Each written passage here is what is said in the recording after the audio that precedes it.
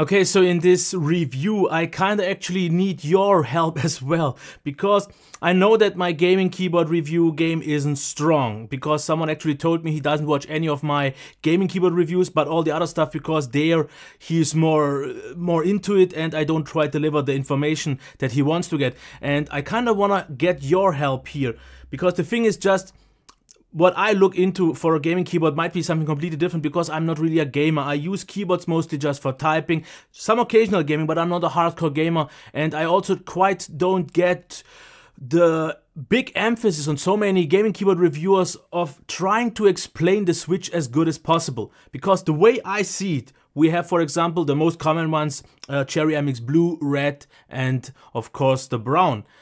And you pretty much know what these can do, how they behave and so on. Of course, I get the kind of more in-depth explanation when a new Switch comes up, like for example a Cherry MX Lightning or a Green or so, which are just not as common. But in this review, I want to kind of try to get through you what people are looking into for a gaming keyboard, how they choose their parts, because I'm just gonna do this from my standpoint right now, and then some things will come up, I guess, and you will have to tell me how you see things. Because the first thing that I look into for on a gaming keyboard or a keyboard itself, and we are only talking about mechanical of course here, is the switch. If the keyboard isn't available with the switch that I prefer or that you prefer, I think it's already off the table. So let's check for the switch first. In this case, on the HyperX Alloy Elite, it is the brown, but it is also available in blue and red. So you have pretty much all of these three covered, so you can look further.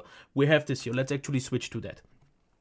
Now, what's the next thing you're looking for? I guess maybe the lighting. In this case, we only have red lighting. I will show this on later, so no RGB, which is actually a bummer for me. I would have really loved to have this keyboard with RGB lighting, because all the keyboards that I have for some reason are all red lit. I would have actually preferred maybe a white version or something like that. Now the next thing, design. Maybe important for you, maybe not. I don't really know. For me, it's not really that important.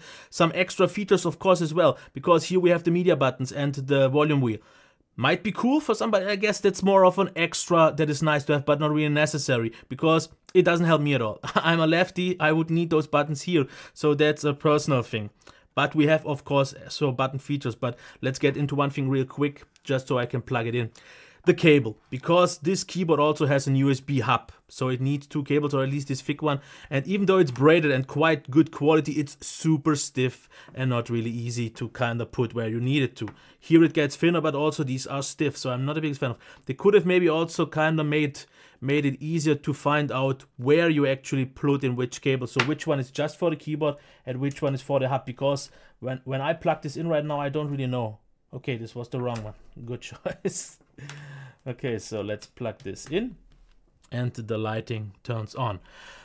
Like I said, lighting. Now, is software a big thing? Because on this one, no software is available. You do everything through those three buttons. So change the brightness, as you can see here. And it's definitely bright enough. I actually like the lighting. It looks a little bit overexposed now due to my poor lighting setup recently. And then, of course, we have different modes. As you can see here, where every button lights up singled. Then, as you can see here, this kind of ripple effect. And there are a few other ones, as you can see. Wave, where only WASD, and those are lit up, the whole thing. So, not super flexible, but totally gets the job done, because I use only static anyways. I change the brightness. I will use the lowest one here, so it doesn't overexpose too much. Everything is lit up quite nice. The extra buttons here, as you can see, aren't really lit up. Something I actually did not notice on this one so much. Didn't really mind it, so it's fine actually. Because I did complain about it on a previous review, but I think they were actually lit up. If it would have been darker, I just don't have the option to turn off the light properly. Let's just try it. No, as you can see here, they don't really light up. So actually something I did not even realize, but it never bothered me, so I guess is fine. So this is something you should maybe also consider. Now what's the next thing? We have, for example, the wrist rest, and I gotta say, what actually confused me at first, why I didn't think this would be a good keyboard for me, is the following. It's a very flat keyboard, and this definitely won't show off just here so much on the video, but the angle that it uses, especially of course if we check on the bottom, the feet, because they raise it, actually not that much as some other keyboards, which is fine though. The mechanism of the wrist rest is also fine because it's secure enough. I don't think this will break, and there is no gap. Of course, rubber feet everywhere. pretty much only plastic, but it feels high quality plastic, and I'm okay with plastic, and I'll get into that later. Now, the wrist rest for me is a big thing that I need. Personally, I bought myself an extra one, for example, like this one, just for the keyboards that didn't have one. And this is actually, as you can see, almost pretty much just as wide, which is good because I want a quite tall one, and this is good enough, but it's also very flat because the one that I just showed you is actually a little bit too high for me. And this is the thing that I meant. The keyboard, of course, I always have the feet up so I get the right angle, but what I've noticed immediately compared to all other keyboards that I've reviewed before is that the angle wasn't like this, it was more like this, so a little bit more flat, and I thought this makes it very hard. But for some reason, and I know it's maybe because of the caps or something else, I can actually type on this keyboard with a more fluid experience, way faster without any issues. When I make issues because my hand-eye coordination is off, then I have a harder time getting back into it. But for some reason, it could also be due to the caps, because as you can see, I took it off. But this wrist rest is good. Here we have some texture, which is totally nice. It's not soft or anything, but it gives you grip and it doesn't really sweat or pick up anything. Why they didn't pull this the whole side through, I don't know, but it doesn't really matter because I never felt like it would have had to be. The volume wheel, just real quick. It's nice that it's there, but I would have actually wished for some clickiness between it because it's pretty much loose. And I've noticed it's the same on some other keyboards already. So it's not really all that useful because I like steps, which I don't have. Of course, you have the gaming mode, which disables, as you can see here, the gaming mode, the Windows buttons and so on.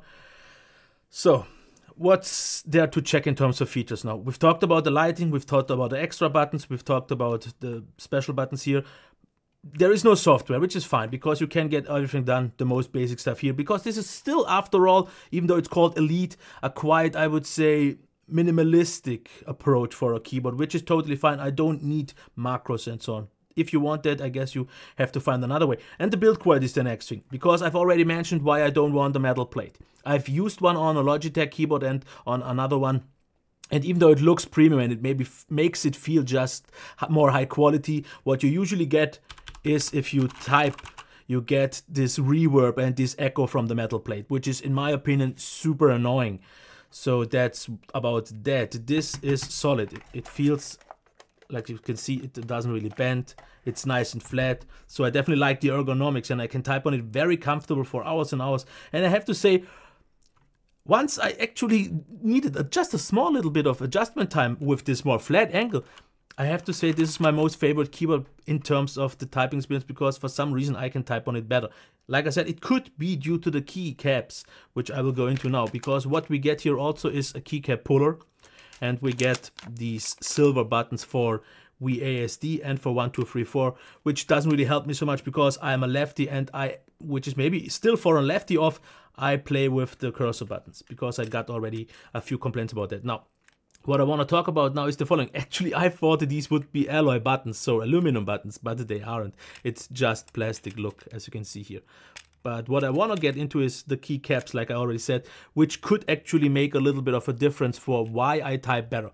Because this, for example, is the key, and of course these all, so let's talk about these three. These are the keys of the Corsair Strafe, so this one. This is of the Fanatic Gear, the red silent switch that I had also reviewed, you can check that. And this is the HyperX Alloy. And of course, we can see we have the smallest cutout here for the numbers, and we don't have big letters, which is fine, totally fine enough. I kind of dig what Corsair does with those huge keys, but I've also seen already small, so this is a nice compromise, especially with the extra functions and so on. But maybe you can notice one thing.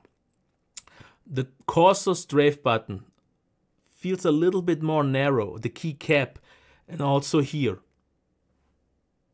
But this one feels actually a little bit wider. It's also more like a square, because as you can see, this one is more lengthy.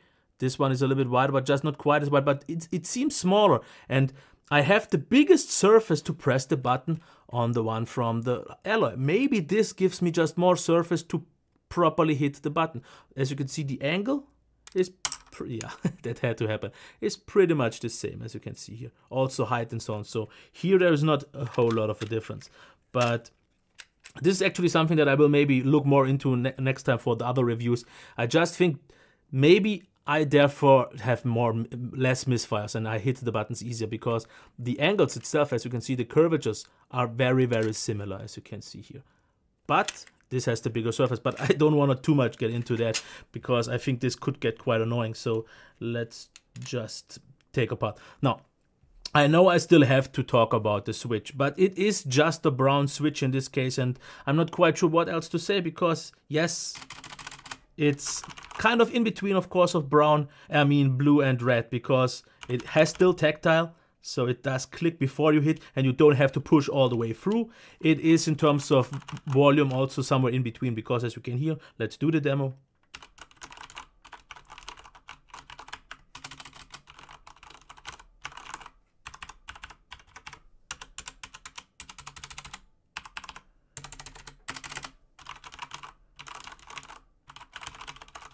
Yeah, this is all I can say, because I think a brown is a brown and a blue is a blue, for example.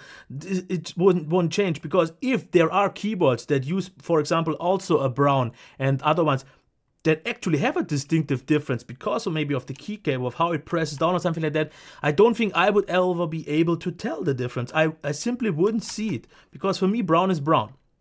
And the reason why I gotta say by now brown is got my favorite is the following. I've had a red for a long time, and even though I like the click actually quite a lot, maybe you can hear that here. I don't want to press anything on my keyboard not to stop the recording, but it's very loud, it's clicky, but I like that loud click.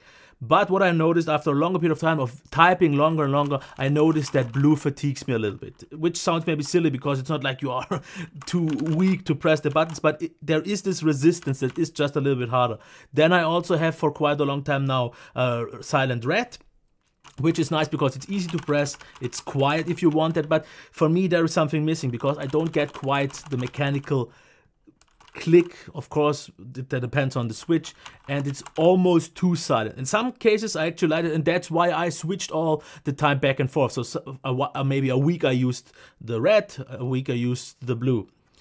And in this case I have to say that's why I wanted this one in brown, is just because I think, and that's why I guess it is the most common, most popular switch, at least if I'm not wrong. Because you get the tactile bump, but you don't have to lift it. It's quite easy. It's not hard from an activation point, but it gives you a really nice feedback. The resistance isn't too big. You can type on it really well. For gaming, for what I do, the key really doesn't matter, the switch, so much. I prefer maybe even red because I don't need the tactile bump, but I think this is the sweet spot for Cherry MX switches, for the popular ones, of course.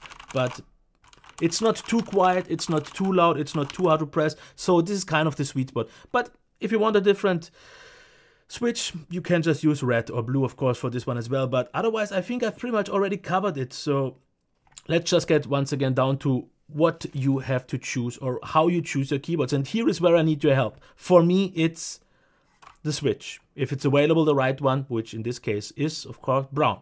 Okay, the next thing, lighting. I would have wished for RGB or at least white lighting, but it is what it is. If that's important for you, this one won't be an option. The next thing, a wrist rest. I definitely want a wrist rest, because if I'm going to pay like 100 euros and above, I want an attached wrist rest, because the one that you get with a keyboard just works the best. First of all, it doesn't move anywhere. It has the right angle for this keyboard, because when I used the one that I showed you a while ago, a few minutes before, it's just not the same. It just doesn't fit the keyboard right. But this one is big enough, high quality, gives you the right angle as the keyboard itself. And this is maybe another thing. Maybe you have to choose, of course, for features now, the extra buttons, the software. You have these, but you don't have the software, but it is easy enough. So there are actually a lot of people who just want plug and play, who don't want to mess around with software, which is personally what I actually don't want either, because all my extra buttons I set up with auto hotkey anyways, and I don't need the software. I pretty much never use the software unless it would be for lighting, which is not necessary here. The next thing, what is the next thing? Cables, I don't really think those really matter. Once you set them up, it's fine. Here, for example, we can see the USB hub. Nothing that I would really use because I hook my cables up separately anyways. Keycap puller is nice. We have the extra buttons in case you want to use them, which is not so important for me. And then maybe the keycaps make a difference actually after all, because I have to say the wider switch that is maybe not a whole lot wider. As you can see, there are minimal differences. but makes it maybe easier for you to type. So this is something that I definitely will compare now from now on all the time. Switch, of course, like I said, personal preference, but this keyboard, to sum it up, pretty much fits me so far from what I've reviewed to the best. And I've only reviewed like maybe 10 keyboards, because it has the features, it has, like, I would have wished, of course, white lighting or maybe RGB lighting. And for typing, maybe there are still better solutions, because something like a Razer Ornata I still like a lot. But for the more normal style, because the Razer Ornata was, after all, with those flat buttons, which had the chroma lighting and so on. But if you want more, this is a traditional style mechanical keyboard, I would say. It has all the attributes, high quality, the keycaps feel fine. The whole construction feels very solid. So that's where I'm gonna leave it. The price is fair, it's not cheap, but the quality is good and so on. So I don't really know what else to say. Here is, like I said, where I need your help. Tell me if you want to know any more specifics to be covered, or what you did like what I covered here in this review, so I can leave out things and put in things and maybe help you choose. And maybe there are things that I've mentioned that you never even thought of, which would actually be quite important. Like, for example, this angle, even though usually so far it always is business, this is the only one that is a little bit more flat. And this is not just because of the feet or something like that. It's just the overall layout that is a little bit with a flatter angle. But yeah, this would have been it. I hope you liked it. It was very long and maybe not even that informative for this keyboard itself, but the HyperX Alloy Elite is the keyboard that I'm gonna use from now on until I find maybe something better. And I definitely, HyperX, please release an RGB version of that one, or at least one with white caps, because I'm kind of getting sick of red lighting all the time. But yeah, okay. Until next time, bye.